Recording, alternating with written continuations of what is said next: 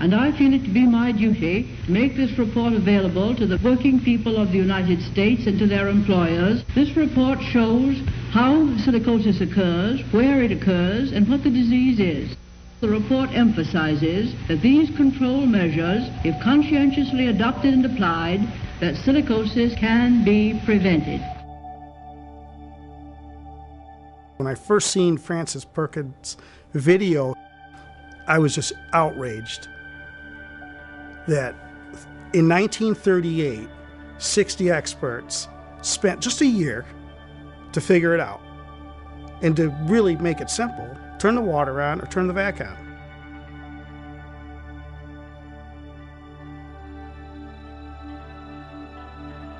My dad was a sandblaster for several years in his late 20s. Shortly after that, he became short of breath. We didn't know what it was. He had a couple collapsed lungs. And then finally the diagnosis came, it was silicosis. It took about 5 years to kill him, and we got to watch. The toughest thing was watching him come home when he couldn't work no more, and literally fell on the ground and cried.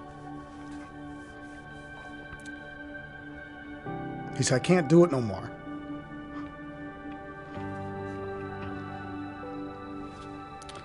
So the impact is huge. You know, anyone that's ever lost anyone knows exactly what I'm talking about, whether it's cancer or a sudden fall. But watching a loved one suffer is a real human toll.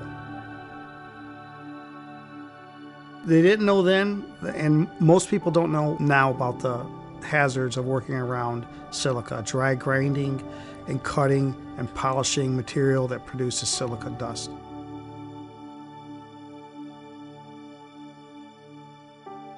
The modern workforce can work safer. The silica standard can save lives. It will save lives.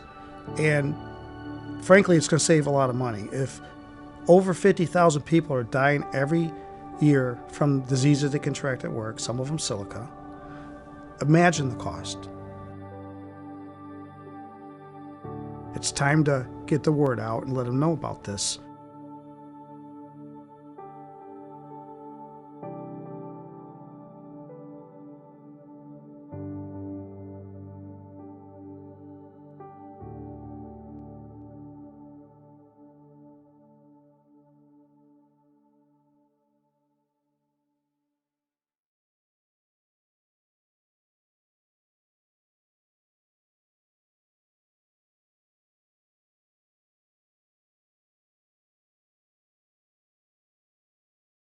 Silica is one of the most abundant minerals on Earth.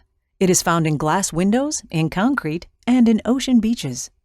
If you view a typical grain of sand under a microscope, you'll find a tiny piece of crystalline silica known as quartz. Quartz found in a grain of sand does not pose a health threat, but a much smaller form of silica can be deadly. Silica dust is approximately 1/100th the size of a grain of sand, and if breathed, it can reach and damage the deepest areas of the human lung. In cases of prolonged or concentrated intake, these minuscule shards of glass-like material scar the lung interior, damaging the organ's ability to perform its vital functions and potentially leading to a terminal breathing impairment.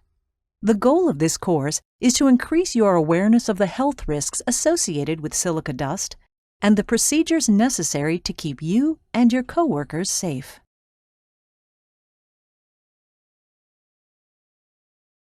Exposure to crystalline silica occurs during many different construction activities and is also common in general industries. The most significant silica exposures in construction are from abrasive blasting with sand to remove paint and rust from bridges, tanks, concrete structures, and other surfaces. Other construction activities that may result in severe exposure include the following: jackhammering, rock or well drilling, concrete mixing, concrete cutting and drilling, brick and concrete block cutting and sawing, tuck pointing, tunneling operation. Examples of silica exposures in general industry include the following: brick manufacturing, foundry operations, hydraulic fracking, abrasive blasting, refractory furnace installation and repair, cutting or finishing stone or granite, glass manufacturing, ready-mix concrete.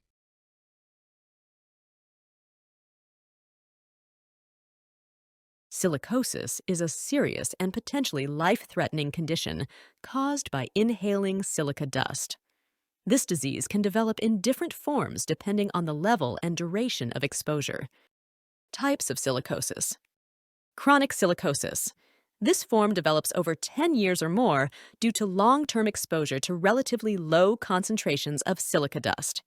It progresses slowly, and symptoms may take years to appear. Accelerated silicosis. This type occurs after 5-10 years of exposure to higher concentrations of silica dust, with symptoms developing more quickly. Acute silicosis. The most severe form, acute silicosis, can manifest within a few weeks to 5 years of exposure to extremely high concentrations of silica dust. Common symptoms. Individuals with silicosis often experience shortness of breath, fatigue, chest pain, loss of appetite and weight, dry coughing, fever. These symptoms may worsen over time and significantly impact the quality of life. Factors influencing severity. The severity and type of silicosis depend on several factors. Particle size. Smaller respirable silica particles are more dangerous. Concentration of silica dust. Higher exposure levels increase the risk. Duration of exposure. Longer periods of exposure lead to higher susceptibility. Time to diagnosis. Early diagnosis can mitigate complications. Long-term health risks. Silicosis not only damages the lungs, but also predisposes individuals to other serious health conditions. Lung cancer. Crystalline silica is a known human carcinogen, increasing the likelihood of lung cancer in silicosis patients. Pulmonary diseases. Individuals are at heightened risk for infections and diseases such as tuberculosis, nocardia asteroides, cryptococcus, black lung, chronic obstructive pulmonary disease, COPD, other health conditions, asthma, chronic bronchitis, emphysema, kidney disease, immune system disorders. Silicosis is preventable through proper workplace safety measures, protective equipment, and regular health monitoring for individuals exposed to silica dust. Early recognition and intervention are key to minimizing risks and improving outcomes for those affected. Let's talk about worker protection against silica hazards. There are 3 common methods to help protect workers from exposure to silica dust. Personal protective equipment, PPE. This includes the use of N95 respirators, which are designed to prevent 100% of silica particles from reaching the user's lungs. By wearing these respirators, workers can avoid inhaling harmful silica dust particles. Wetting method. This is one of the most effective ways to reduce silica dust exposure. When dust is made wet, the particles become much less likely to accumulate in the air, significantly reducing the risk of inhalation. Vacuum dust collection systems. These systems capture dust directly at the cutting point and safely isolate it in a vacuum bag. This method minimizes the amount of airborne silica dust and keeps the workspace safer. In summary, silica dust is hazardous, but by using these 3 methods, PPE, wetting techniques, and vacuum dust collection, workers can be effectively protected and exposure can be significantly reduced.